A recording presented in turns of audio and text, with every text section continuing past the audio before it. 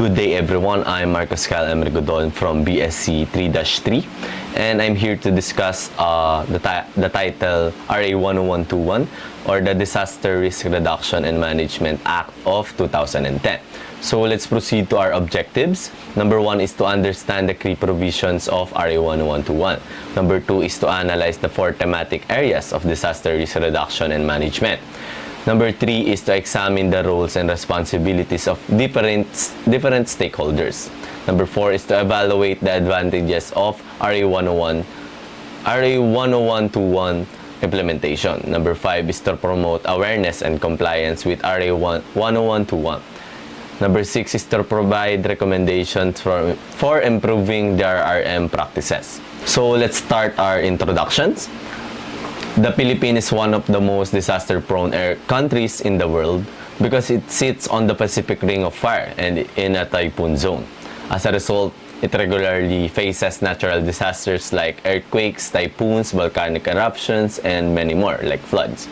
These disasters often cause severe damages, loss of life, and economic setbacks. Because of this, disaster risk reduction and management or DRRM is a top priority for our country. To address the growing number and severity of disasters, the Philippine government passed Republic Act 10121, known as the Philippine Disaster Risk Reduction and Management Act of 2010. This law marked a big shift from just responding to disaster to being more proactive, reducing the risk, strengthening the communities, and improving preparedness. So, let's proceed to the key provisions of RA 10121. Number 1 is National Disaster Risk Reduction and Management Council. This council oversees the disaster risk management efforts nationwide and is composed of various government officials and representatives from civil society and private sectors.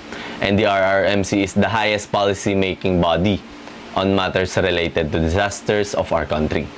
Integrated disaster risk reduction and climate change considerations into various development activities, including policy creation, socio-economic planning, budgeting, and governance. This integration should focus on critical sectors such as the environment, agriculture, water resources, energy, health, education, poverty alleviation, land use and urban development, as well as public infrastructure and housing. Number 2 is our Local Disaster Risk Reduction and Management Councils. These councils are established within the local government units or the LGUs to ensure that disaster preparedness and response strategies are tailored to local needs. At the local level, local DRRM councils are tasked with implementing disaster management programs tailored to their respective communities, ensuring that preparedness and response efforts are decentralized and community-focused. Number 3 is our Local Disaster Risk Reduction and Management Fund. RA 10121 mandates LGUs to allocate at least 5% of their annual revenue to this fund for disaster risk reduction and response initiatives. Section 21 of our RA 10121 provides that LDRRMF not less than 5% of their estimated revenue from regular sources to support the disaster risk management activities such as training, rescue equipment, supplies, and medicines. Furthermore, the LDRRMF shall cover the 30% allocation for Quick Response Fund and 70% allocation for disaster prevention and mitigation. So let's proceed. Our number 4 key provision is our community-based program. The Act promotes the involvement of local communities in disaster risk management, ensuring that disaster response and strategies are inclusive and grounded in local knowledge capabilities. Section 2 of RRA 10121 acknowledge and enhance the capabilities and abilities of local government units or LGUs and communities in their efforts to prevent, prepare, respond, and recover from disasters. Develop and implement a clear, comprehensive, and efficient disaster risk reduction plan that is integrated into development plans at all levels of government. This program should align with good governance principles such as transparency and accountability, while also focusing on poverty alleviation and environmental sustainability. So our last key provision is our policy framework. It establishes a clear policy framework aimed at building resilience in community, integrating disaster risk reduction into development plans, and institutionalizing disaster risk management across all levels of governments. The Philippine government has put in place a robust national legal and policy framework that aims to strengthen the country risk reduction. So let's proceed to the thematic areas of disaster risk reduction and management. So it aligns with the National Disaster Risk Reduction and Management Framework, which act as the primary guide for disaster risk reduction and management efforts in the Philippines. This framework aims to create a safer, adaptive, and disaster-resilient Filipino communities in support of sustainable development.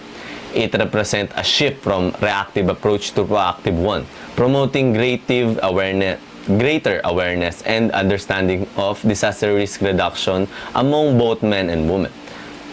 The ultimate goal is to enhance our community's resilience while reducing the vulnerabilities. So let's proceed. The number one thematic area is disaster prevention and mitigation. This area emphasizes identifying and addressing vulnerabilities to reduce the risk associated with disasters. It includes risk assessments, land use planning, and infrastructure improvements to prevent the potential hazards from becoming disasters. This area avoid hazards and mitigate their potential impacts by reducing vulnerabilities and exposure and enhancing capabilities of communities. So we can see this table that there are certain agencies, and those agencies can provide this outcome. So DPWH can increase the resiliency of our infrastructure system. DOF, or Department of Finance, can access the effective and applicable disaster risk financing and insurance. DOST can provide end-to-end monitoring, forecasting, and early warning system to establish and be improved. The number two thematic area is the disaster preparedness. This thematic area focus involves establishing system and structures to prepare for disasters. And it includes training personnel, conducting drills, and ensuring the communities have access to necessary resources and information to respond effectively to emergencies. This area establishes and strengthens the capabilities of communities to anticipate, cope, and recover from negative impacts of emergency occurrences and disaster.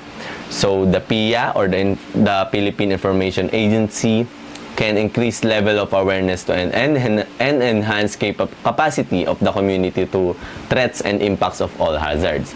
The OCD and the DILG community can equip the community with necessary skills, capabilities to cope with the impacts of the disasters. Again, the DILG and OCD can develop and implement comprehensive and national preparedness and respond policies, plans, and systems. So let's proceed to the third thematic area, the disaster response. This area focuses on immediate actions taken during and after a disaster. It includes emergency operations, search and rescue missions, and the provisions of relief services to the affected communities. It provides life preservation and meet the basic subsistence needs of the affected population based on acceptable standards during or immediately after a disaster. So the lead agency, the DILG, the DOH, and DND, or Department of National Defense, can integrate and coordinate search and rescue and retrieval, or SRR capacity. The DSWD can provide temporary shelters to the affected communities. The OH can provide basic social services. Then the LGUs can provide a safe and timely evacuation of the affected communities. So the last thematic area is the disaster rehabilitation and recovery. After a disaster, this thematic area aims to restore communities and support long-term recovery.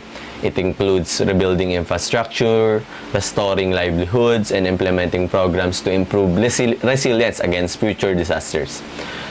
This area restore and improve facilities, livelihood, and living conditions, and organizational capacities of affected communities, and reduce disaster risk in accordance with the Building Back Better principle. So, let's now proceed to the advantages of RA 10121. Number 1 is improved disaster preparedness. One key advantages of RA 10121 is that it promotes a proactive approach to disaster preparedness. It mandates the creation of disaster risk reduction and management plans at the national level and local levels. These plans aim to reduce risk and that is associated with natural disasters such as typhoons, floods, and earthquakes. Number 2, the community participation. RA 10121 emphasizes the importance of involving local communities in disaster risk reduction activities. It encourages participation from civil society organizations and local governments, ensuring that disaster plans are tailored to the needs and capacities of communities. This bottom-up approach ensures that people are more informed and prepared during emergencies. Number 3 is establishment of National Disaster Risk Reduction Management Council. The law has created a central body, the DRRMC, to oversee disaster risk reduction efforts. This ensures that there is coordination and unity between different government agencies and local governments. The NDRRMC also ensures timely dissemination of information during emergency, which is crucial for saving lives. Number 4 is funding and resources. RA 10121 requires local government units to allocate the portion of their budget to disaster preparedness and response. This is what we talked about later, the 5%. This funding allows LGUs to procure equipment, set up early warning systems, and to conduct training programs. Having these resources available makes a big difference in a country that frequently experiences natural disasters. So, let's proceed to the recommendation for improvement. Number 1 is strengthen the implementation at the local level. Where RA 10121 is effective at the national level, its implementation at the local level can be improved. Some local governments lack the technical expertise and resources needed to fully implement disaster risk reduction strategies. It is recommended that the national government provide more support and training to LGUs to strengthen their capacity to respond to disasters. Number 2 is increase public awareness and education. Despite efforts to improve disaster preparedness, many Filipinos remain still unaware of DRRM plans and procedures. Public awareness campaigns should be intensified, especially in vulnerable areas, to ensure that people understand the risk and know how to respond during emergencies. Number 3 is focus on climate change adaptation. The increasing impact of climate change means that the future disaster may be more severe. RA 10121 should be updated to include stronger measures for climate change adaptation.